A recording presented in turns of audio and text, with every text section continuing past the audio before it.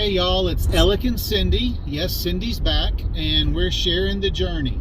So let me tell you what we're going to talk about today. We're on the way to Bozeman to do our bi-weekly grocery pickup. But today we're going to talk about drama. Beware, there's drama ahead if you're going to become a work camper. Now, I told Cindy that she's going to do most of the storytelling in this video. I'll interject, but Cindy is a lot more drama. She is a lot of drama. That's mostly just in our marriage. Cindy gets fired up about the stupid high school drama that goes on in work camping, where I just get fired up with the entitled guests that don't seem to really think that you're worthy of their proper attention. So with that, we're going to jump right into it. We're going to try to make it a 15-20 minute video. We hope you watch to the end. But so I'll tell you this though, right now we're in the silly part of the season. We've got 5 weeks left. The last 2 weeks have been building up to the escalation that we saw yesterday, but baby, let me tell you, there is some drama at the KOA, and it's everywhere. It's in housekeeping, it's in reception, it's in maintenance. So Cindy, have you seen any drama since we've been work camping? And does it happen at every campground, and when to expect it? It's every campground. It happens sometimes earlier in the season when you're putting all these new personalities together and everybody's trying to mesh and work together, because we all know life is full of big drama. Personalities. Oh, personalities, yes. But we all pretty much learn how to work together. That's the key.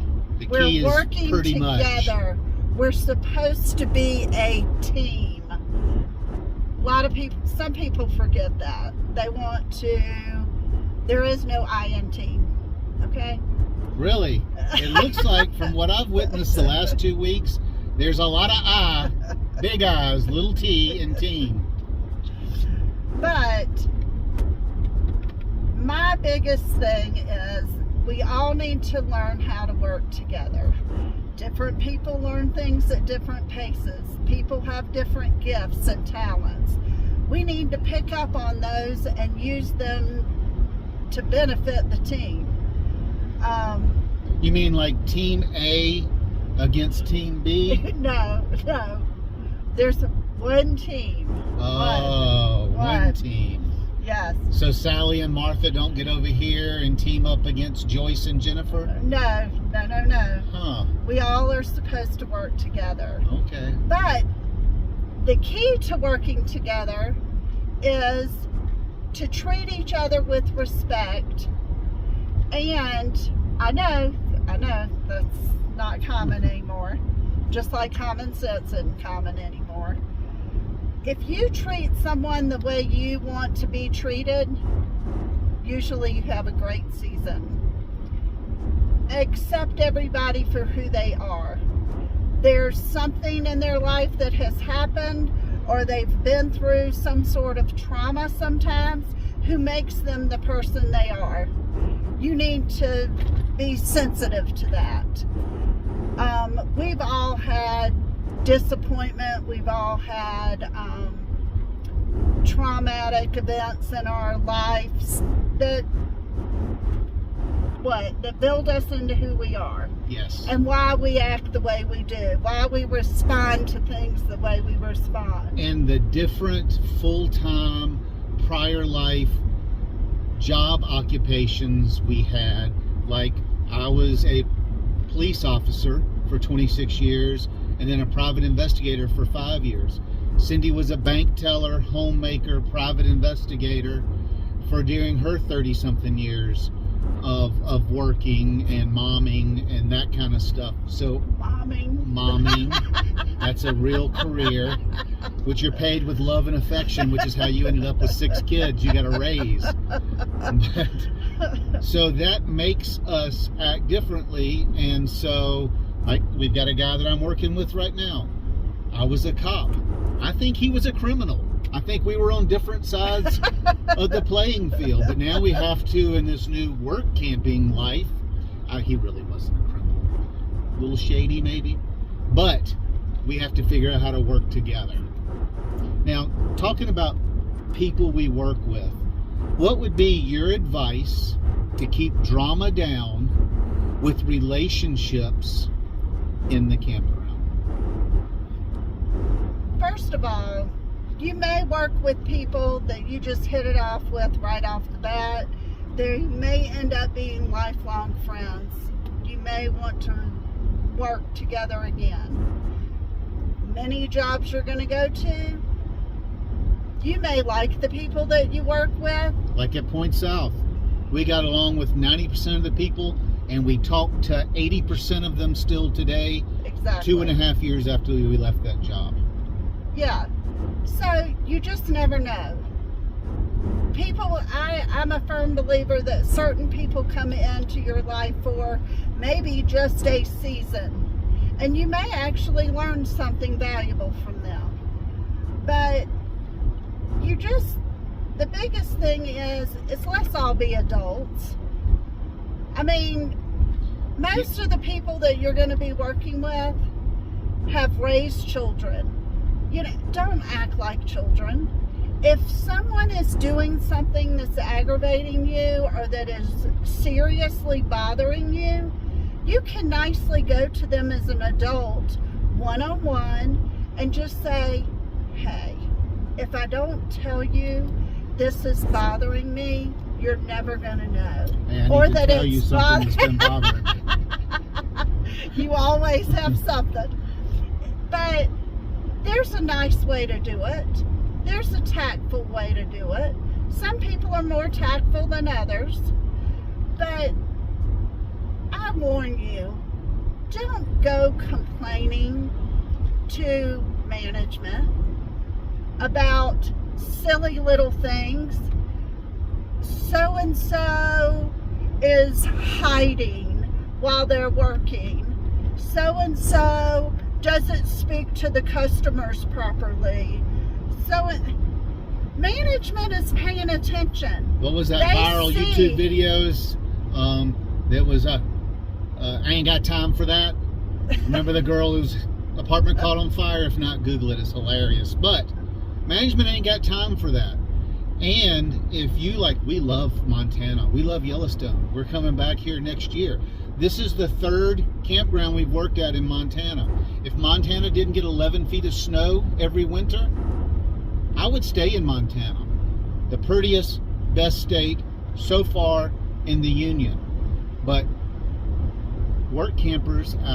lot of work campers act like they're in high school. If you liked high school, this is the job for you. Not all campgrounds are that way.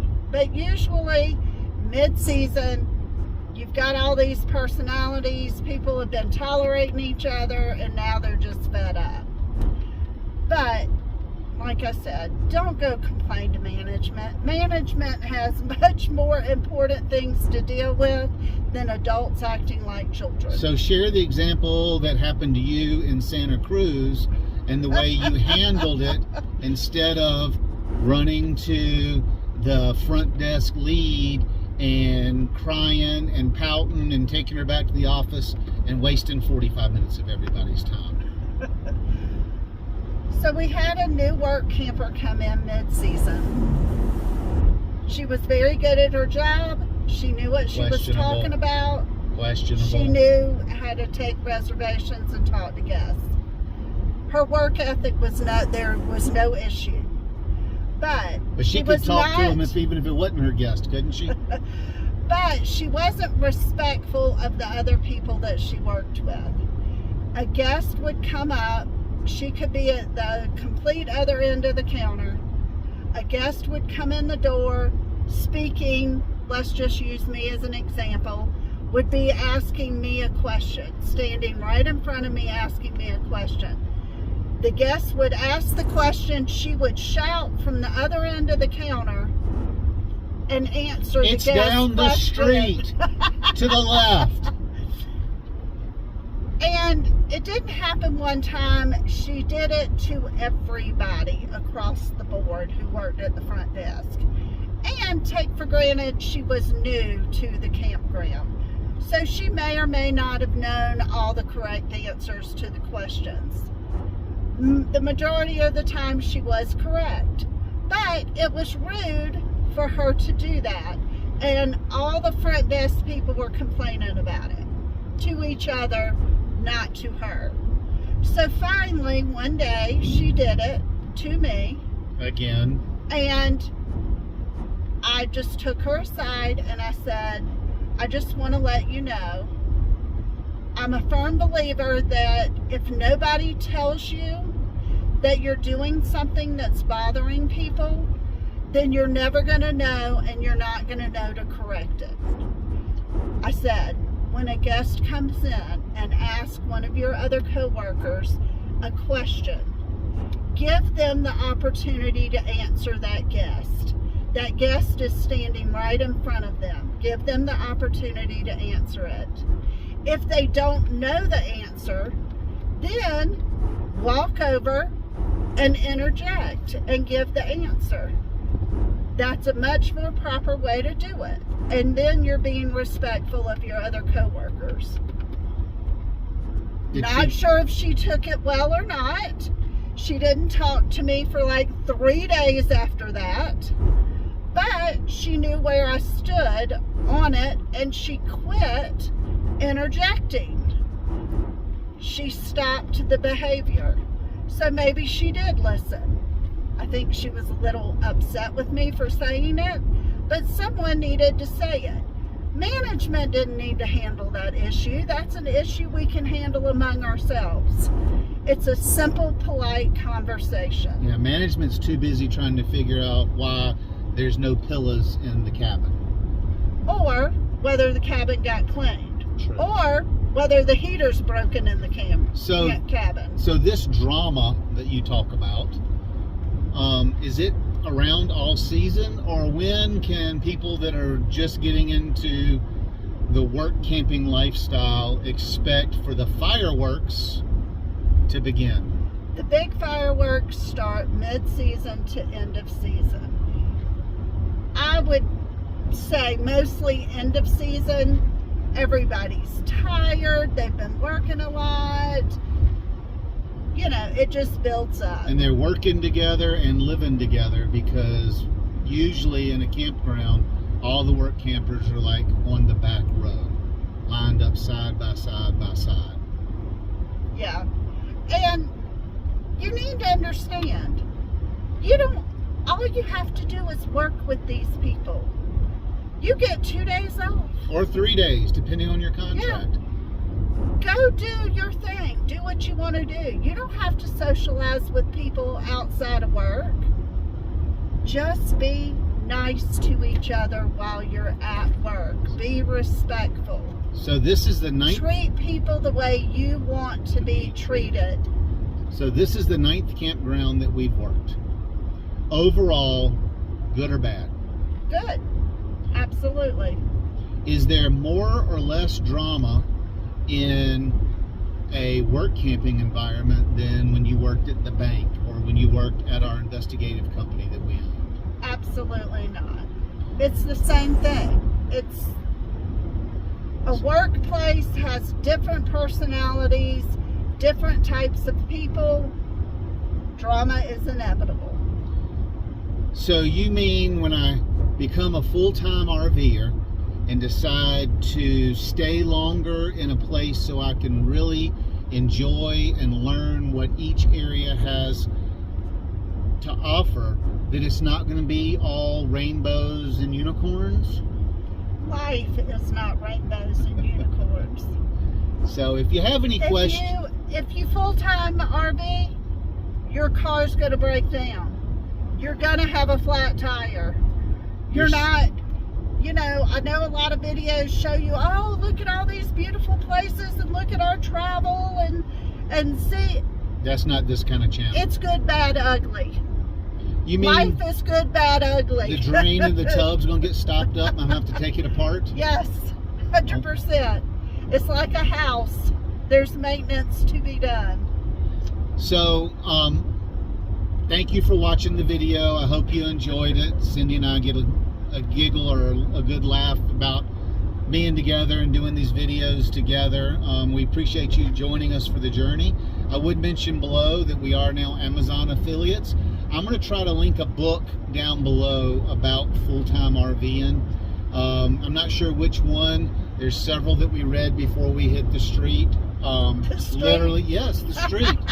We're hitting the street right now. We're on this mountain road. Look at I'm hitting the street. Look at this beautiful Montana landscape. We're hitting the street.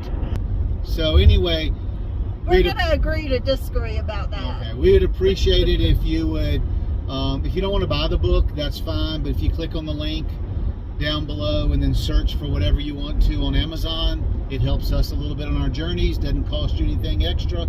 We are an affiliate. We do get commission, blah, blah, blah, all that stuff Amazon says you have to say.